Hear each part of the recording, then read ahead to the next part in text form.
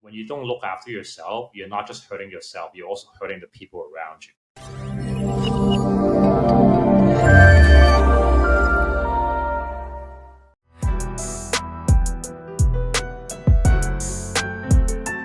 Hey everyone, welcome to On The Go with Manav. This is your host, Manav Hortono, and today I am here with Aaron Pang. Aaron is the author of Unstuck and is the podcast host of Transformative Purpose.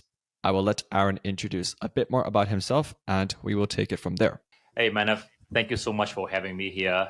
It's my honor to, come and have a chat with you. I'm looking forward to our conversation. A little bit about me. I am 39 and I'm a dad. I have 2 children. I've had some ups and downs in my life. And in my recent book, I talked about 3 different life-defining moments. First one happened when I was 20. I got sick. My face got paralyzed for the first time. And then fast forward 12 years later, I was 32, leading a high-pressure startup. And about a year in leading this startup, I got sick again. I also got this thing called Bell's palsy, which was what I got for the first time. So my face was paralyzed again the second time. And my most recent life-defining moment happened in 2019. And on April 7th, 2019, my first newborn son basically suffocated in my arms, and I thought I couldn't save him. And to me, that was the biggest wake-up call. You mentioned that I am an author. I also have a podcast. I've been doing these things for more than 3 years now, and they were all inspired by that live event that I had with my first child. That's the story of me, and I'll just skip the boring bio part. We'll let that come to the picture.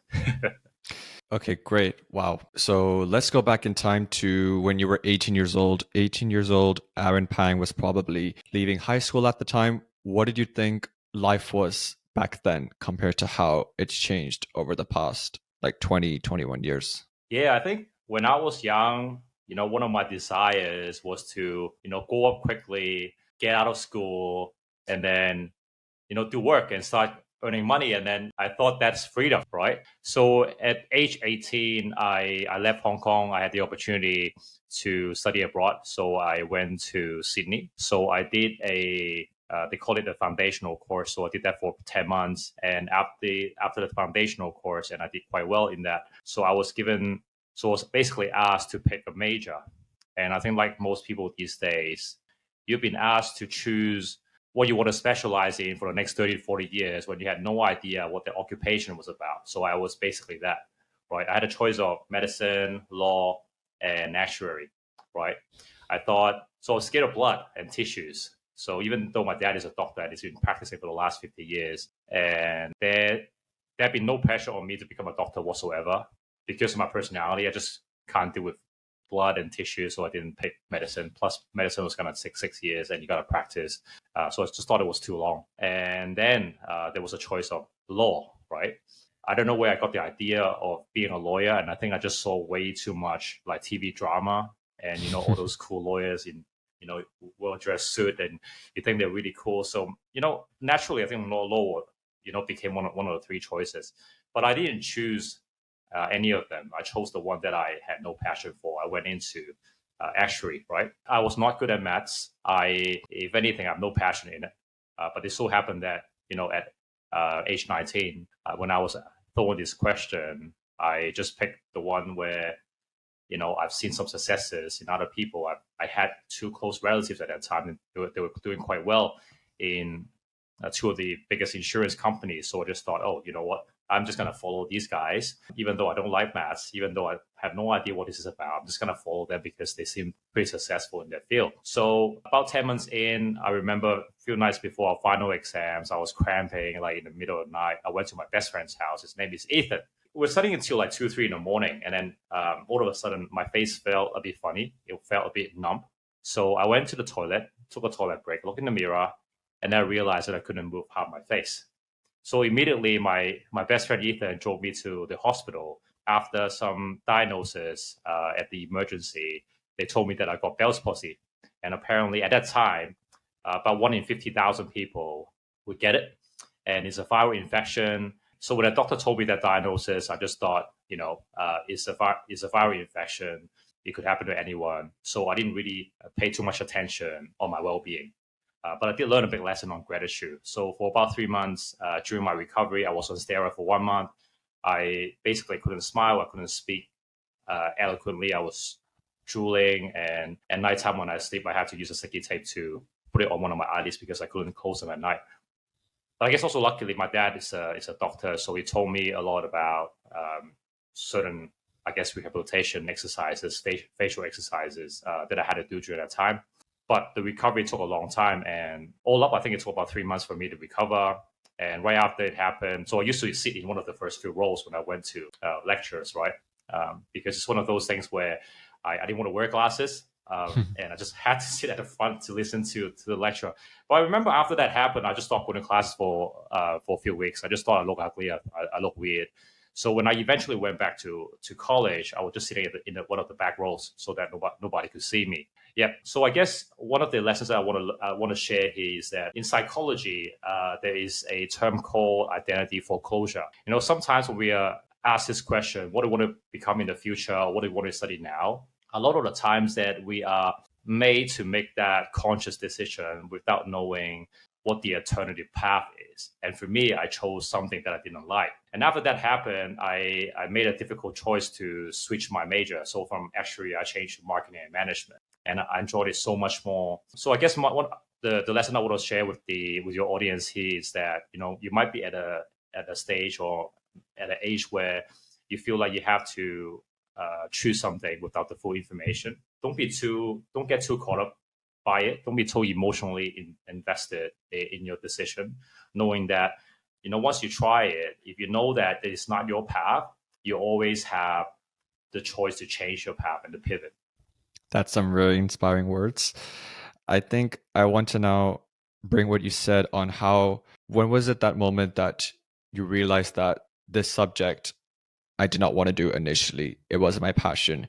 When did you realize that you needed to start taking responsibility to, pursue something that you wanted to do, which was marketing and management? When did you have that realization? And when did you realize that I cannot follow people?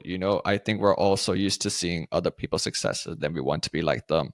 Again, it's like comparing yourself to each other. How do you deal with that? How did you deal with at that time? Maybe even now, trying just to focus on your own path, but also in the way you cannot just stop or help, but compare yourself to what other people are doing. I think it really comes down to two things, right? One is courage, right?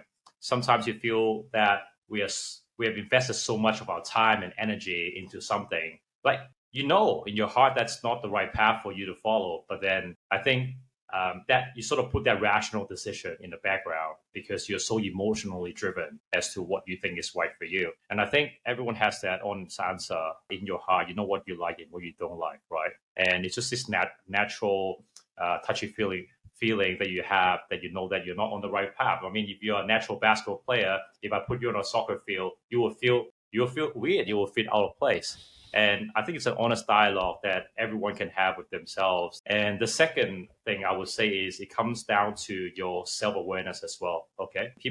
Society can compare you, your parents can compare you, your peers can compare you. I think at the end of the day is whether you succumb to this external pressure, whether you give meaning to being compared by someone else. Because if you have strong validation of yourself, if you have strong self-worth, you wouldn't care about what other people say about you. You know what you're worth, and you know what you love, and you know your own path. And I think sometimes it takes the two to make a different path for ourselves. You need the courage, you need the self-awareness. If you have courage, and if you're aware that your path is a little different, and give permission to yourself to be different than someone else. Not everyone has to walk the same path. And that was probably my biggest realization that I got in recent years, is that I think most of us live chapter by chapter in our life. Right after we're born, so we are a little child and we're prepared to go to school. And at school, most of us will feel that pressure to pursue academic excellence, right? And I was also I guess I wouldn't say a victim. I guess I also went through that process. There's a system which society puts in place for you to get the talents ready for the workplace. But is everyone suitable for that system? Probably not, right? That system was designed with the goal to basically turn you into a product that you'll be fit for society. But as you have seen already with generative AI and ChatGPT, the world they're living in right now is vastly different where we live like 10, 20 years ago. 10, 20 years ago, you could still spend hours and months on reading textbooks, getting your knowledge. But now with a click of a few buttons, the machine can do all the research and knowledge for you, right? So I think, and like many people said, like change is the only constant in life, and I think we need to be aware of where the society is heading, and with the influence of technology, and how do we need to adapt ourselves in the changing environment. Yeah, you're right on that, how much time has definitely changed over the past 10, 20 years. And I want to take that and go back in time again. So you graduated from university, and I wanted to ask, what were you doing for the first few years? Because obviously now you're a lot more focused on your book, your podcast, and your work at Microsoft, for people that might not know. So how are the first few years entering that job world? Did you enter the job industry or the real world of work? And if so, how was that? What did you learn from those early years on in your career? No, thank you. That's a good question. Thank you for bringing us back in time.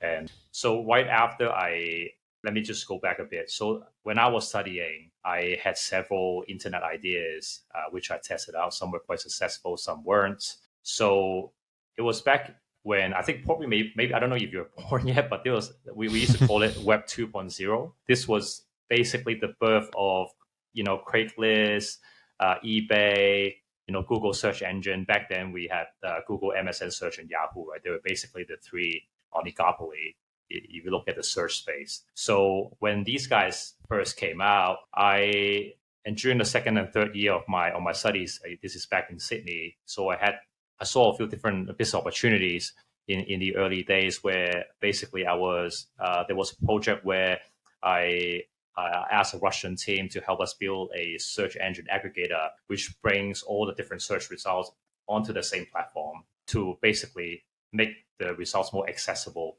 for the users.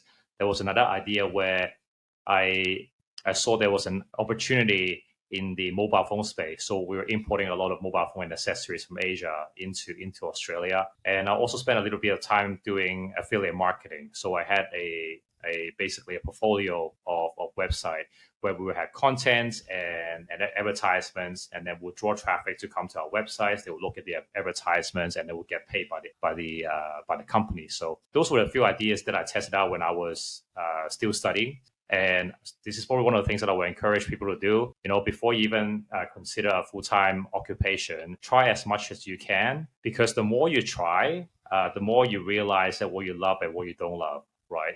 And there's a book written by David Epstein, and he wrote about range, right? And in his book, one of the thesis that it was arguing or put forward is that, when we look at the world, we can see a lot of successful specialists, but there are also a lot of people who been generous their whole life, and then they specialize later in their career. So I think here the message that I guess want to share with the audience is that try to become I call it a pie-shaped talent. Pie-shaped being that you have a broad overview of how business works, but then you also have 1 to 2 specialized domain. Don't feel pressure that you need to specialize too early, because like I was saying earlier, identity foreclosure, and this is a term that Adam Grant uses as well, and it's that if you haven't tried something, you don't know, right? And you might try this thing and you might not like it. Just have that courage to say no. You're going to jump ship and you're going to try something else, because if you don't try, you never know what you truly like. I definitely believe in trying. I definitely love to experiment, and I'm really glad you brought up that topic, because it was something I wanted to touch on, and I think it's something that not many people realize until later on in their careers or lives. So I'm very glad that you were able to realize that early on and actually apply that while you're in university, but also the first few years, and just see, you're going to be working for 30, 40 years, 50 maybe even, and it's so important to make sure that to me, I just find it, do I enjoy what I'm doing? Am I happy? Do I wake up in the morning and I'm excited to get out of bed and just do it, So I think that's very important, and I'm really glad that you brought that. So going on in your career, I want to go back and also touch a bit more about the illness you mentioned. How did that affect the way you were contemplating on not just your journey, but also life so far? Because I cannot imagine being in that position when you're not even working yet, or let alone still a teenager.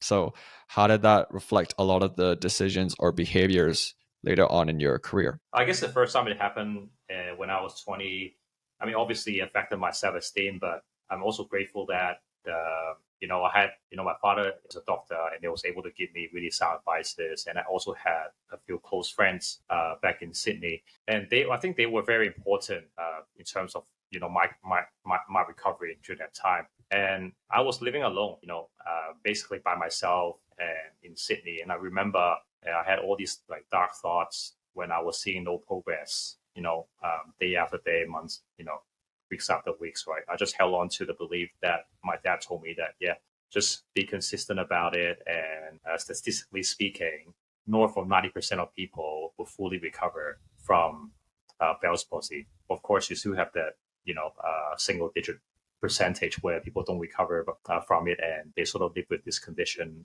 with an asymmetrical face for the rest of our life. And I also wonder about that time. And if you have any avid reader on your platform, one of the self-help books that really helped me during that time was Tuesday with Maury, which was about a young person just going through a life lesson with a soon dying man. I read that book when I was 20, but I had no idea why I read it, and I even forgot all about the contents about this book. And I just reread this book last week, and sometimes when you get caught in a moment, like nothing makes sense, right? And change is messy. When you're in the middle of a hidden moment and you try to find meaning, sometimes you just can't. But I always believe that we are all a byproduct of our own system, right? If something is not working out in your life, instead of trying to change your life, what you need to change is change your system. Otherwise, you'll be dealing with this symptom of, of a bigger issue. In terms of the impact that I guess these illnesses have had on my life or my values, the first one taught me about gratitude. The second time that it happened, when I was 32, I learned a different lesson. So I think, I guess I haven't mentioned this yet. So right after I graduated, I joined the traditional path. Like most people, I went and worked for corporates. I went to work from small company to medium-sized company to bigger companies. I joined consultancies. And I used to look up to people who just didn't have to sleep much, right? I met people that would sleep like 2-3 hours a night and they would function fine the next day. And I used to look at them as, wow, geez, I want to be like them, right?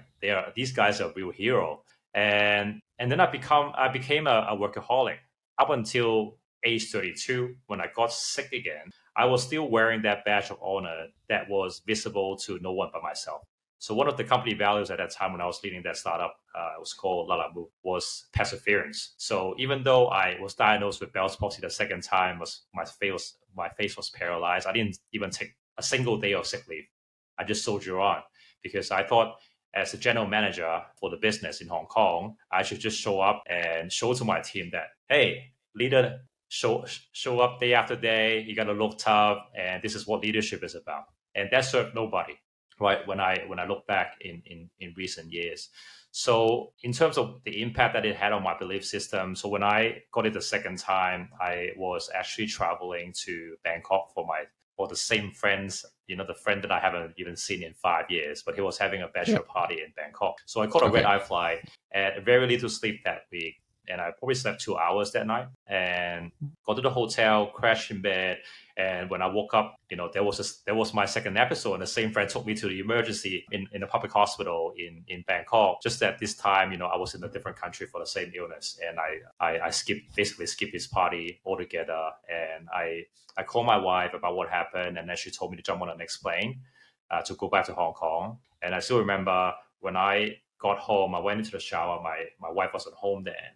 But when I finished a shower, she just opened up the door, and then she saw my face, and she just went crying. And she came at me and just started pouring her eyes out. And that's when I learned that, when you don't look after yourself, you're not just hurting yourself, you're also hurting the people around you. Yeah. And there's nothing like no job is worth your mental health.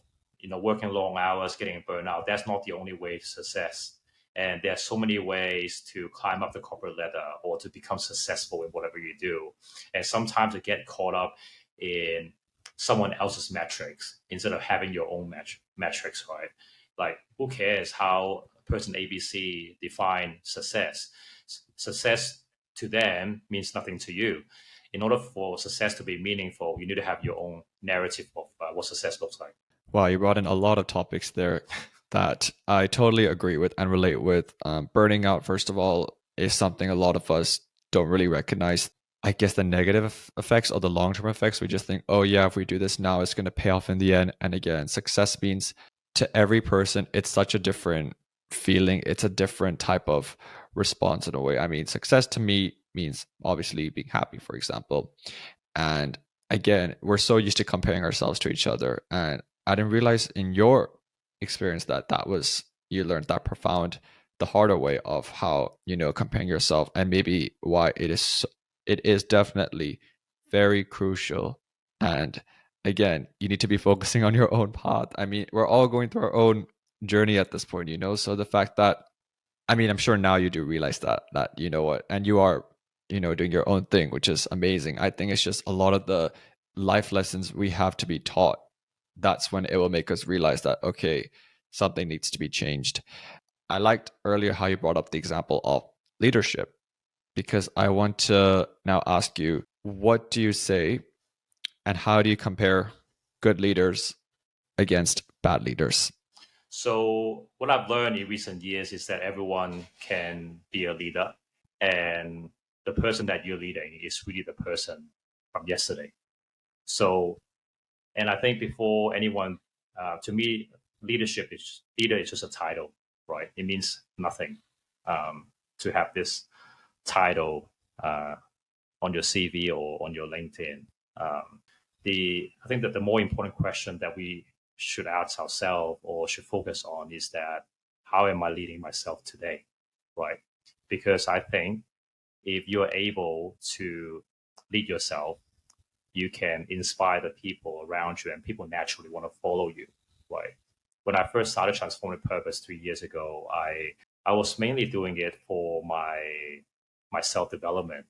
So I mentioned about that incident which involved my newborn son, and I was basically languishing for about half a year, right? I wasn't missing anything in life. I was married. I just had a newborn child, and I had a roof over our head, right? I don't need to worry about food or shelter or anything. Then I should be happy. And then that thing happened. He suffocated. I was basically living in an era of disappointment, debt, guilt, anxiety, sadness for about half a year. And I remember just waking up in the middle of the night, just putting my finger under his nose, making sure he was breathing. And I also thought that I was really incompetent, because before that happened, I was just this happy first-time dad taking lots of selfies with their kids, thinking, I knew all about parenting, I knew all about love. But that lesson taught me that I knew nothing about love. I knew nothing about parenting. I was not ready to be a dad. So, and I was languishing for that same reason. I put myself in my son's shoes, and I asked myself, would my son look up to me? And my honest answer was no, right? I could tell him all these things about, being kind, being compassionate, work hard. All of these words sound great, but do they manifest in my day-to-day life? And my truth answer to that was no. 6 months later, I put pen to paper, and for me, it was just serendipity, epiphany. I think you speak to any of my friends or my teachers from high school, from the old days, no one would tell you that they Aaron would become a writer. Yeah, but yeah, when I first started writing, it was solely for the intention of just having a conversation with myself, asking myself lots of existential questions that I didn't quite have the answers for. And what I learned then through the exercise was that when it comes to life and your purpose, clarity is not going to come from coming up with answers. Clarity is going to come from asking more relevant questions and understanding what made you who you were yesterday. Like, who made you the person you are today, Manav? When you look back to, your 2-year-old self, from a third person angle. And when you try to relive that youth again, you will learn that a lot of these biases, knowledge that got ingrained in you, right? They are there because of life experiences, because of your upbringing, because of your education, because of the friends and peers that you met, right? And you're a product of that, right? Yeah. And you also have no control over how life happens to you, right? But if you look back, you find that clarity, you understand that, I'm emotional. I scream at my kids because I saw how my parents resolve conflicts when I was young. And subconsciously, they became part of my belief system, right? So if you're able to have that clarity and go as far back as you're a child and really try to relive that youth and understand how the external environment have influenced your belief system, your clarity about yourself will be a lot clearer. And once you have that clarity, it's up to you to take accountability, because the past always going to be part of you, and you can't get over the past. You basically carry forward with your past, and you try to redefine relationship with your past once you have that awareness. But if you're not self-aware, if you don't understand what makes you, that is very hard to change. And so that's one thing that I guess I want to share. The second thing is, so once you have that clarity of what makes you who you are today, right? What is the system that you have in place to support those positive changes? For example, a lot of people would have lots of negative thoughts, right? But they have no idea where these negative thoughts are coming from, what's influencing them, what is the source of negativity. So I've stopped watching news for about 3 years now, and that has been one of the most useful decisions that I've made, I guess, in the last 5 years, because a lot of my negative energy actually came from news. And so I cut that off. I started doing different A/B testing. So A/B testing is a term that we use a lot in digital marketing. Basically, it talks about how you try to change one variable at a time, and then you see by changing that single variable, how is it going to change the output, right? Yeah. So, for example, so my weekly routine. So Monday I hike. At night, I play basketball. Tuesday at 7 a.m., I go to PT. Wednesday is my rest day. Thursday is my strength, like PT day again. And Friday, I hike again. So most days I will get up before 6 a.m. But I didn't go from the old system to the new system overnight. It was a trial and error. It was incremental improvement. Along the way, I tried something. So, for example, I tried to wake up 5 a.m. every single day previously. It didn't work. When you have 2 kids, sometimes your schedule needs to be a bit flexible and be a bit more adaptive as well, right? But I think one of the challenges these days is that we have so much distractions, and we have so many people telling you what is the right system to follow. But then the world is not that binary. It's just like back to our educational system. It's not like either you fail or you pass. There's something in between. If you didn't pass, just means that you haven't got it yet. Doesn't mean that you will not get it. You mentioned about comparison, and I think again another thing that I learned is that everyone needs to have their own system, right? Don't try to benchmark, or don't just try to follow other people's system blindly. Yeah. Because what works for you doesn't mean they work for me. You covered a lot in there that I'm very glad you did, because one, our external environment has a huge impact on how we behave childhood wise, but also in the next decades of our lives. I mean, I think you can realize that early on or now, the self-awareness of what causes you to behave in a certain way. I mean, I did psychology at university, so I was able to understand that a lot earlier on, but also realize why it's so important to obviously have such a supportive system. Who you hang around with, who you associate with, has such a massive impact in how you are, how you behave, how you are right now.